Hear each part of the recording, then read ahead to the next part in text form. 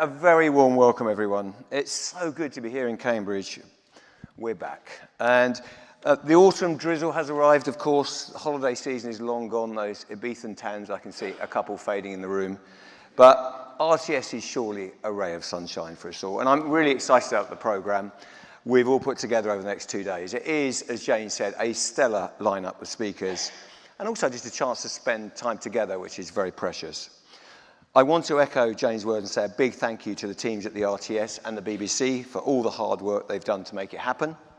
And of course, of those of you who joined our Convention Advisory Committee and not troubled by self-doubt, freely gave the gift of feedback. Thank you for all your time and commitment. Look, this event is always a key moment in our calendar, isn't it? A chance for us to come together as an industry and take stock and look at where we're heading. Now, I don't think I've ever attended, I'm an old lag, an RTS where we don't describe the situation as a critical turning point or a pivotal moment for the industry. So I would try to refrain from hyperbole. But I do think this one comes at an important time. I do. Of course, we've spent years talking through the angst of digital transition, and despite it all, this industry continues to be a stellar success story. But now it does feel a little different. A lot seems at stake. What is the place of the UK on the world stage? Discuss. Are Western democracies able to deliver in the modern world? Can we preserve civilized debate, trusted information, and a secure participative society? In our sector, how should the UK compete against or partner with the US and Chinese media companies and the AI behemoths who are spending hundreds of billions of dollars on supercomputing power, as we saw today, and AI? What is our role? What is our edge? Now, we may not be able to fix everything in 2 days, but I do believe our industry and this room is important, and it's unique globally. And it's a shining example of what the UK is best at. And I do believe we together can deliver good, inclusive growth. So let me kick off this morning by telling you a bit about what we're hoping to achieve with our focus on where do we grow from here. And I'm just going to speak for 5 or 10 minutes. Someone was very nervously saying, what are you going to say for 40 minutes? I'm going to hand over to someone who knows a lot more than I do about what's happening in the creative industries in a minute. And rather than spending 2 days describing how difficult things are, and let's face it, we are without doubt, indisputably the world leaders in articulating how much trouble we're in.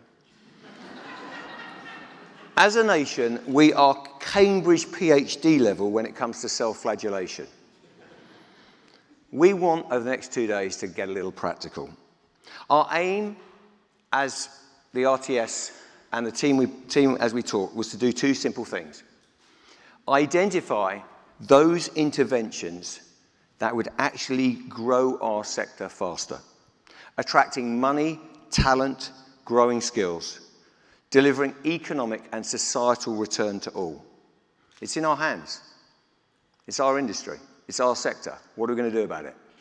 Secondly, be entertained. We're television, for goodness sake. Celebrate our unmatched creativity and editorial quality and have a little fun. We wanted to create an agenda that was, above all, not boring, which limited the amount of time you felt the need to look at polarized social media on your phone or an inconsequential email. Just have a laugh and be energized by someone. All killer, no filler. So, let me say a few brief words to kick us off. The people in this room should be hugely proud of what we have achieved together for the UK's creative industries. A sector that's worth 124 billion a year to the UK economy, that employs almost 2.4 million people, better paid on average than those in other sectors. That's growing faster than the wider economy over the long term. Now, at the heart of the creative industries is this room and our media and entertainment sector, which contributes nearly 29 billion in GVA, more than the sports and gambling sectors combined. You'll hear a bit more about that in a minute. The PSBs alone contribute 8 billion, and it is the commitment of the PSBs in particular to supporting creative clusters across the UK that we know generates powerful spillover effects and drives regional growth. When we get it right, our growth story is wonderfully participative, which surely is what we're all hunting here. So this sector is a true heavyweight, a world-class success story, producing goods and services that are world-renowned across the UK and beyond, attracting transformational inward investment while exporting British storytelling around the world. And critically, it's not just about the money. We make a creative and cultural contribution to the UK that is surely priceless. All of this, as we know, is built on our uniquely successful, some would say a little bit weird, but boy, it is so precious, the ecosystem that we have in the UK, the guardians of which are in this room. The best public service broadcasters and commercial providers, outstanding independent producers, and a best-in-class workforce that's stacked with talent and creativity. It's a model that has delivered over the decades, a model that our predecessors created through vision and radicalism by intervening, not just watching. And it's proved its worth again and again, both to audiences and the UK as a whole. But now, as we talked and Jane mentioned, we do face some jeopardy. As we know, there are real pressures being faced by many businesses as markets change and investment slows in some areas. Quite simply, together we need a clear growth plan that plays to our strengths. Without it, we will be managing decline, and frankly, we're better than that. And it is too important. In a moment, Rachel Wolfe will talk about some of the new research that she and Public First have been doing on the scale of the opportunity we now have and how we can take it. Rightfully, the creative industries have been singled out as one of the key growth-driving sectors that the government is prioritising in its industrial strategy. Most welcome, by the way, for many of us over decades have been saying, take this sector seriously. We're over that bridge. Now people are looking at us and saying, what's the plan? And I think that has changed. It's excellent news, and people know that if we get this sector right, it can help secure the UK's place in the global wider economy. As we know, the media and entertainment sector is absolutely pivotal to reaching the 31 billion investment target for 2035 for the creative industries set down in the government's plan. In fact, the research you'll see today tells us that the M&E, media and entertainment sector, could provide nearly a third of that investment goal, and that PSBs on their own could add nearly 10 billion in GVA. And surely, we are the people to make that happen. But all this is conditional. It will require sustained investment from the industry and from PSBs, as well as enlightened strategic thinking on how to enable this from government and regulators, both of which we'll hear from in the next 2 days. And as Jane said, it's great news that in the traditions of the RTS, we've got the Secretary of State coming later today to join us. The prize here for all of us, and it's our personal stories, is not just about growth, but good growth. Growth that goes beyond GDP and builds wealth for the UK in terms of intellectual capital, innovation, sustainable growth, fairness, soft power, and cultural influence. Growth that drives the UK's social as well as economic interests. Growth that is open to all, is distributive, and benefits everyone with talent, whatever their background. I think this room knows what the building blocks need to be, and think about them in the context of the agenda we're just about to go through. Skills and talent attraction and retention, the very essence of creativity. Partnerships and investment. Got a great panel coming up in a minute, I think it's going to be fascinating. Intellectual property, ensuring we get a thick enough slice of the economic growth in the UK, a particular obsession of mine. Regional expansion and smart AI exploitation. And it's no coincidence that we'll be covering those in our sessions over the next 2 days. This is our chance to act with urgency, because all of these things can be done, but if I had one message, it's we've got to get on with it. Speed. To make sure we have the right policy and regulatory environment in place quickly to incentivize growth and attract investment and skills. Shortly, we'll hear from 3 US media titans, there they are on the front row, on what they look for when they seek to invest in media companies. We'll also be hearing from global streamers on how to get our investment climate right. And crucially, we'll be hearing from some of the creators who are killing it right now in our sector and hearing how we can attract and retain the very best in the UK. But we know it's the PSB's long-term investments in talent, infrastructure, and IP that enable growth for all of us. So tomorrow, we have a dedicated PSB session. I know you'll be ferociously disappointed that we are not doing one-to-one sessions with every CEO in detail. But we are all coming together and we'll be discussing, I think, a very important time for PSBs. We'll be calling for a series of targeted actions that will not just safeguard, but more importantly, enhance public service broadcasting as the mainstay of UK growth and keeping it relevant for decades to come.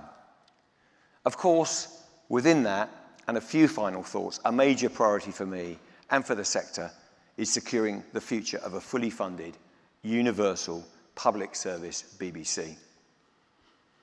And I have to say, for all the noise, I have never felt more supported in terms of the need for the BBC, what it brings, and an overwhelming sense that we're at a point where we've got to really invest in things that are good for society, good for the creative industries. And thank you, by the way, to everyone in the room personally, for all your support. It's critical. And, you know, forgive the minor chest beat and a bit of BBC stats. I've just got 4 here. But we still have the UK's #1 media brand. Despite hyper-competition, we maintain near universal reach with 94% of adults using our services a month and over 80% a week. That was 81% last week, just FYI. Not that I'm looking daily. Hourly in times. Last year, good old iPlayer was the fastest growing long-form video on demand platform, a wonderful UK success story. Blighty did it. Incredible. With the engineers we've got, all the people we've got working in the BBC, I'm thrilled at how we're delivering from a technical and platform point of view. But we've got to hustle. We're still the single biggest investor in original UK programming, and we're still the world's most trusted source of news. There are some declining around us, but our numbers are holding up. In fact, in the UK, and there are days when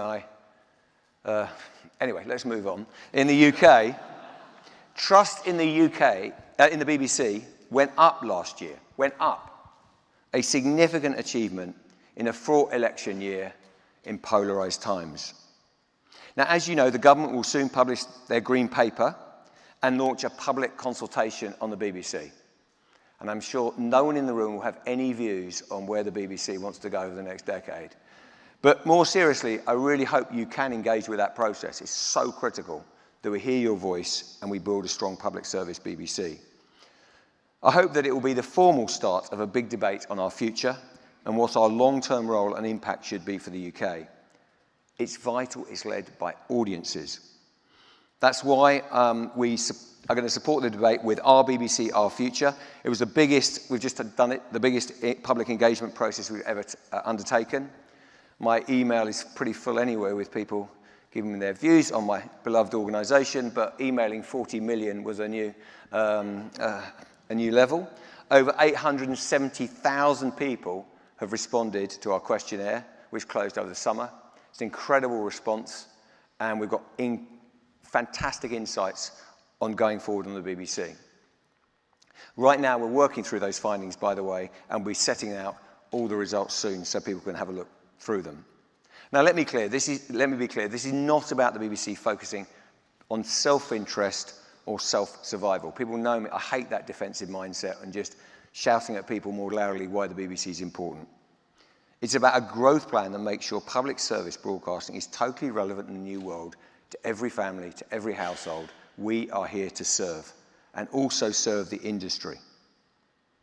Increasing value for the UK as a whole.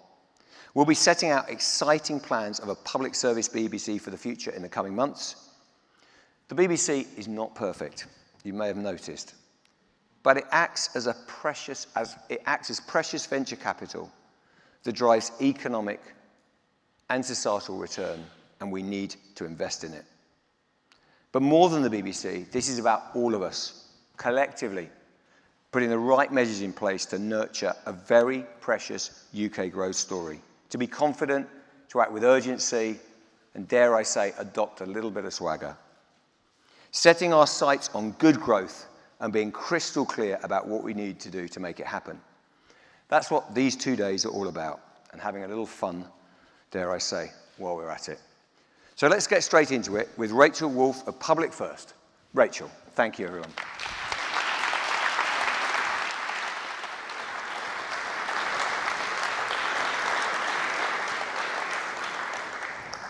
Thank you. Good morning. So my name is Rachel. I run a consultancy called Public First, and I'm here because the BBC asked us to do some research over the last few months looking at the media and entertainment sector. Broadly, we mean TV, film, and radio by that, to answer 3 questions. 1, what's happening right now? What's the impact of this sector? Is it having a big impact, and where? 2, how could it grow in the future? What's its real and credible potential? And 3, what needs to happen to support that growth? And I'm going to go through all 3, and then I think Tim and I are going to have a chat about what really needs to happen, which I know you're going to explore over the next few days. So what is happening today? I am very conscious that most 18 and 21-year-olds do not go into TV or film because they want to contribute to the GVA of the British economy, which is broadly a term for GDP once you remove the public sector. But I think it is worth just emphasizing that by creating programs and broadcast that people love and want to listen to, that is what happens. And this is a very big sector, the creative industries, and the media and entertainment sector is a very big subsector. Tim spoiled some of my stats, but I'm going to repeat them anyway.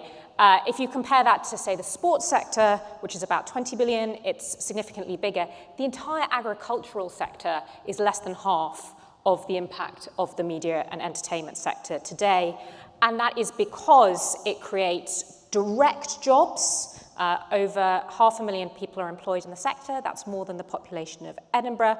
But also, as I'll talk about in a minute, it has impacts on the places where those jobs exist.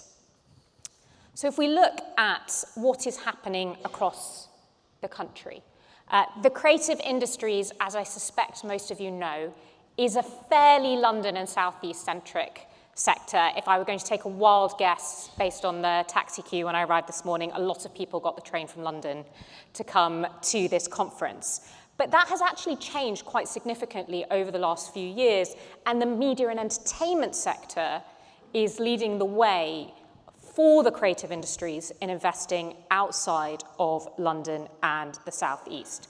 And there are 4 examples that you'll see on the screen of places where PSBs, which have often formed a sort of backbone of this investment, and other parts of the sector have invested, and what has happened as a result. So if I give a couple of examples, in Salford, where PSB's investment has driven about 48% of the productivity and growth of the sector in the region, by being there, other creative firms have more than doubled, and you have seen big productivity uplifts. In fact, if you look at the different parts of the country where PSBs and other parts of the sector have invested in specific places, what we see is just by being there and by drawing other firms to come in there and by all of the other kind of jobs and spending that exists, over 470 million in productivity gains have occurred. What does that mean? It means despite people not having to work in a single extra minute or hour, they're contributing almost 500 million more to the economy because this sector is clustering in. So that's what's happening now and what's happened over the last decade. What's next? You will have read that the government has made growth their number 1 priority. I think we're all waiting with bated breath for the budget to see how true that is, but they have made it their number 1 priority. And they have identified the creative industry sector as one of the main sectors that they think can drive that growth. And they're very ambitious. They have asked that the creative industry more than double its private sector investment, that the private sector feels that it can invest more than double by 2035 than it does today. And we looked at, given everything that's happened over the last decade, all the investment that's been put in, what that investment has resulted in, how much the media and entertainment sector and PSBs within that could contribute to that target. And what we've calculated, and I can go into this if you're interested in the breaks about how we do that, is that PSBs could contribute 10 billion in GVA by 2035, and overall this sector could contribute well over a quarter of the government's target, which is a big overrepresentation given its current size. It has a lot of potential.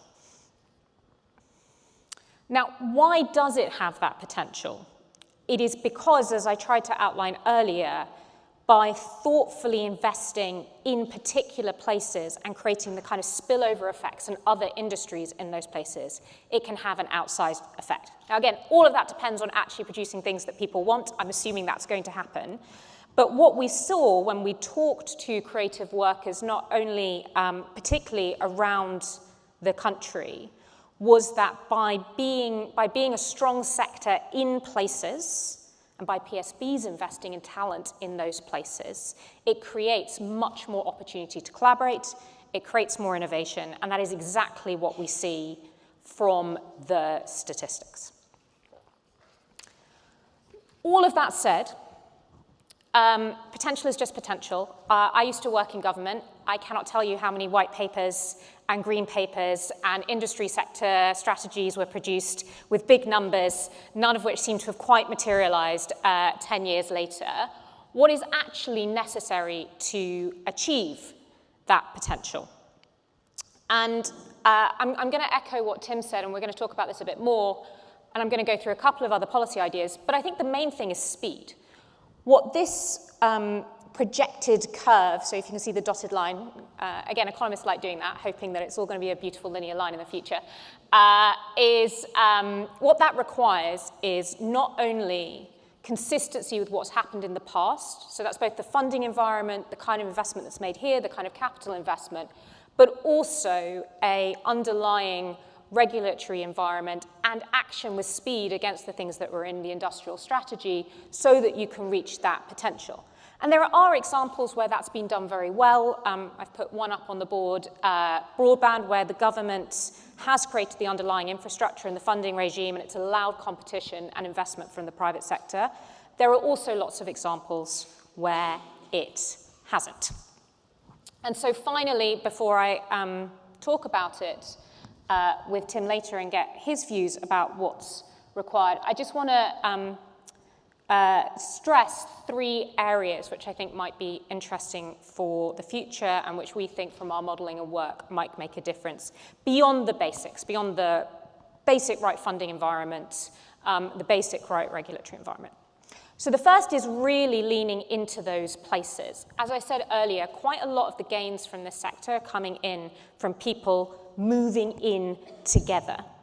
And governments can be more or less good at making it easy to do that. Again, some of that is basics, the right transport infrastructure, the right planning environment. But there are also examples where by creating the right access to capital, the right kind of support, the right institutions in those places, they can make it easier for you to crowd in, and they can be directive. They can say, these are the places you should go, which is what the industrial strategy has done. The second is skills. I assume, because it's true of every single sector presentation I do, and it's certainly true here, that AI is going to be a big topic today and tomorrow. And lots of sectors are grappling with the question of how they retrain people, how they adapt people for the opportunities of the next decade. And again, there are ways in which governments around the world and governments in different sectors do that better or less well. There's a huge opportunity, we think, for your sector to come together with the government to create the right platform and training and accreditation and funding to do that. And the third, which we've called championing creative innovation, but probably should have called regulation, is creating a regulatory environment which is consistent and coherent. And I'll give one example of that. others might disagree with it, Tim might disagree with it, which is that you, on the one hand, have a set of regulators which care about important things, trust, quality, and a whole other set of government institutions that care about growth, and it's slightly never the twain shall meet. And we think there are quite a lot of opportunities actually to put growth consistently through the regulatory environment so that you know what you're heading towards and the incentives line up against it. I'm not going to pretend that's a panacea. I know all of you struggle every day figuring out what you fund, what you build, will people watch it. I just want to end with, this is a really remarkably successful sector, much more successful than many others in the economy, which we instinctively think of as growth engines. It does have a huge amount of potential, but that also requires us getting quite a lot of things right in the next couple of years. Thank you. And Tim. Great. Thank you.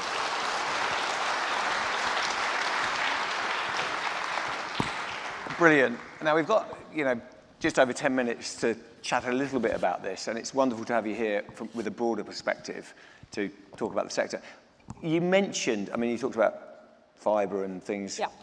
You look across a lot of sectors, and I've particularly got excited about that last rallying call that we are a growing sector. But what should we be stealing from other sectors or thinking about what they've done to get cut through this kind of stodge of indecision, lack of urgency? What would you say, look what they did, just take it away, that's a great success. So give us some case studies of success I've been stories. thinking about this because I knew you were going to ask me this, and the truth is what you said earlier, which is everyone's in full self-flagellation mode, is kind of true. So most sectors will give you some kind of doom and gloom, but I actually think a huge amount of it is about making very clear the risk of inaction. I think a lot of the time governments don't realise how much the delay between having an announcement and a press release and then releasing the white paper and then maybe doing a consultation on the white paper and then maybe thinking about what they're going to do in the next budget or the budget after has on growth, because it doesn't accumulate. You've also got that question about how much political capital you're going to burn by announcing something. Yeah, and you have to make a choice. But I think sectors that in the past have done incredibly well. So I think the tech sector, actually, there has been, we're seeing it this week, like coherent and consistent speed around action about the different things that are required to allow data centers to emerge, for example. And you see a sense of speed. I think in the past, the life sciences sector has seen a coherence around what you need to do in terms of R&D funding and spillovers and helping universities do spin-outs to make it happen. So I think there are examples of doing this coherently. Most of the time, though, if I think about all the things I've done this year, there's just too much delay, I think, between saying you want to do it and anything happening. But is that your experience? Yes.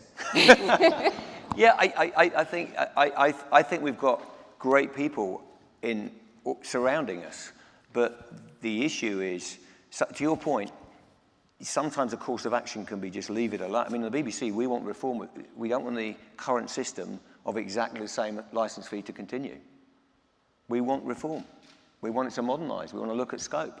And I think those things are, that level of disruption, I think, I've got some theories about it. I think over the decades, we haven't been in a position domestically that maybe we needed to disrupt in the way some of our people before us did. Did it ever happen in the BBC? Has there been a period where you felt, yes, this is... Oh, absolutely. Well, let's go back to some bloke called Reith. He decided not to have a commercial radio business. He decided to set up something completely. Yeah, he was purpose-driven, but he went for it. And he and those moments where, in my predecessors who said, we're not going to trap public service in television and radio, in broadcast, we're also going to online. That was a massive decision. There's a whole load of reasons. And when I look around, if you want cheering up in my job, you go anywhere and talk to anyone about where public service broadcasting is, and they look at the BBC and our ecosystem as utterly leading edge and future-focused, and they can't believe we've got the tech capability we've got. Now, the issue is how creative that is. Anyway, that's another speech. Let's talk a little bit about the clusters point, because you get a little tension sometimes, which is in some industries you say, get everything together to make it as efficient as possible through scale. So let's just have one massive centre where everything is efficient. And actually, I'm a massive believer in our industry, and it's uniqueness that cluster model, and I see it, does lead to actually an effective and efficient, but I talked about societal growth, is peculiarly powerful for us. Where are you seeing that work in other places? What's your observations on that whole clustering question? So I guess two things generally, and then for this sector.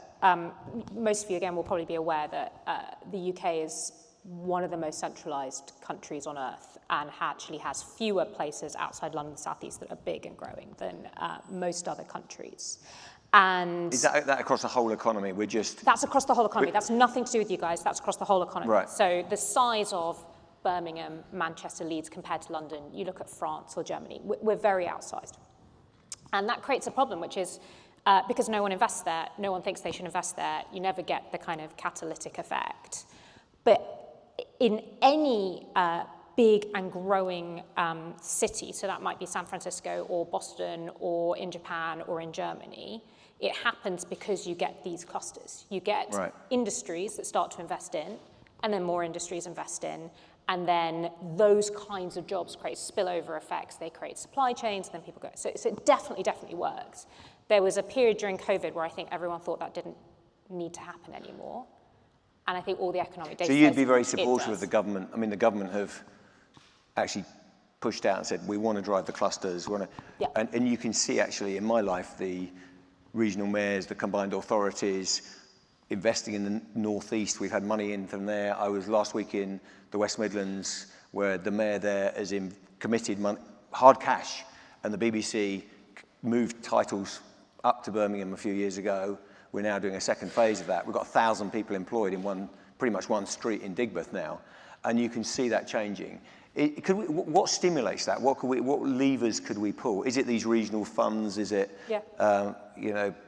better leadership? What's your view? So I suppose the first thing I say, and I'm interested in your experience of doing this.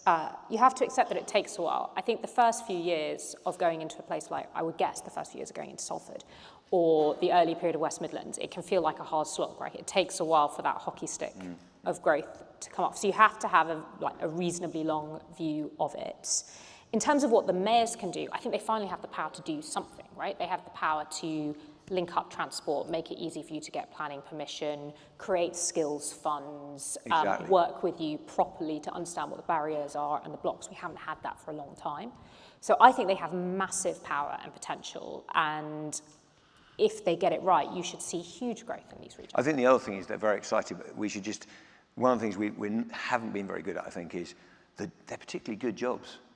I mean, they're higher than average salaries. They're also suitable for people with different skills.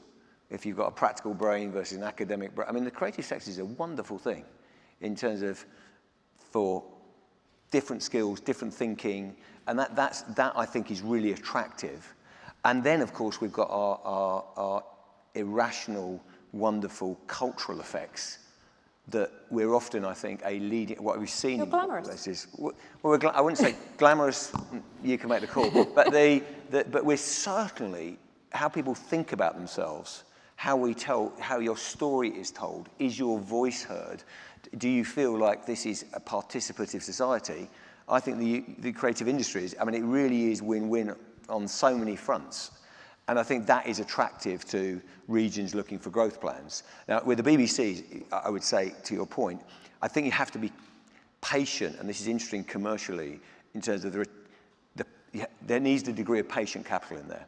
And, in Salford, it took time. But it was a public intervention I love the BBC because I see it as venture capital for the creative industries, but it's also not part of the general tax bill. It's venture capital that's held to a certain standard, which is every house and every flat in the UK has to think it's worth £174.50. They also happen to rightly think they own the flipping place, so they give us lots of feedback, and we're right in the centre of it. But if you can find those models to get the venture capital, it's worked. The truth about Salford is there were growing pains. How long did it take for you to think this is I'm so old at the BBC that I remember that meeting when Mark Thompson needs credit because he pushed this and said, and there was a whole lot of reasons, and I still get them, why that programme can't move or this, that and the other.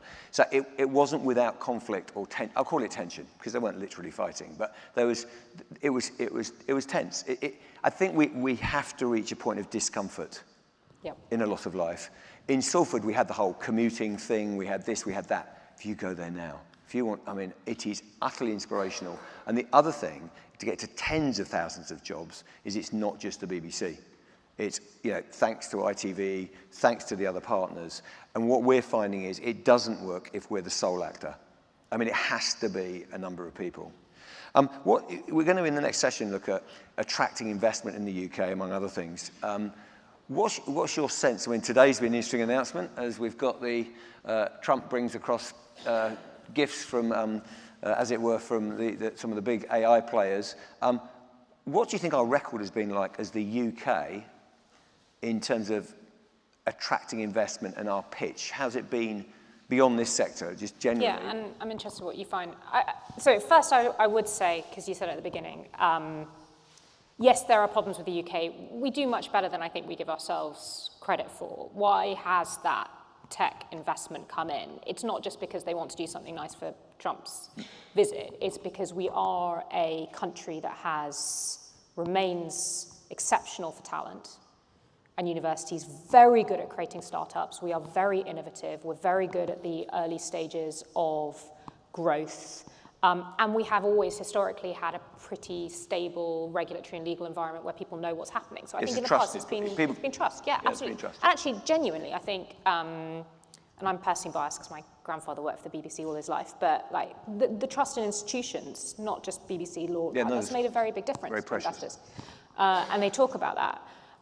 So I think historically it's been very good. I think the challenge right now, and there's lots of lobbying from individual sectors, and there should be, is just quite a lot of uncertainty, right? We're jumping from fiscal event to fiscal event and law to law, and it's very unclear whether taxes are going to go up or are they going to go, well, no one thinks they're going to go down. How much are they going to go up? In what way? What's it going to be like next year? And what you hear for every single sector from every single investor is, I just want to know what the operating environment's going to be. And after that, are they good businesses? In terms of incentives, like this room has campaigned, or a lot of us have, for the right tax incentives, the right stimulus. I mean, we've talked about the regional funds, all the things that are going on. What would you recommend? I'll make you. What do you want? We know what I think we would like increased. I mean, absolutely, we believe tax credits has worked in terms of stimulating. We want them. We want them extended.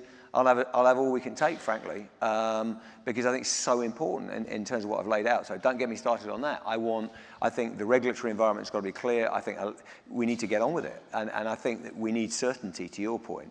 What I was interested in a wider, can you see any other sectors where that stimulus, or in terms of the things that you've intervened? So, if I put you in a senior political job, I won't name one because it'll be seen, but, what would you be doing in saying, so I actually agree these are the levers? And I think the thing about, I talked about some levers before, but the thing about tax credits, and you see this in all successful sectors, is what you're doing is investing behind the private sector, right? You're not picking winners yourself. Right. What you're doing is saying there is clearly demand here, and you're going to lean in against demand and catalyze the demand. And then it's your job to make sure there's a basic environment where people can come in and grow.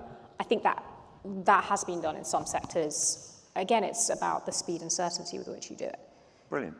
I think we'll stop there because we've got a brief, we've got our growth target. We just need to do it. So, Rachel, on behalf of all of us, thank you for taking the scene. Brilliant. Thank you very much.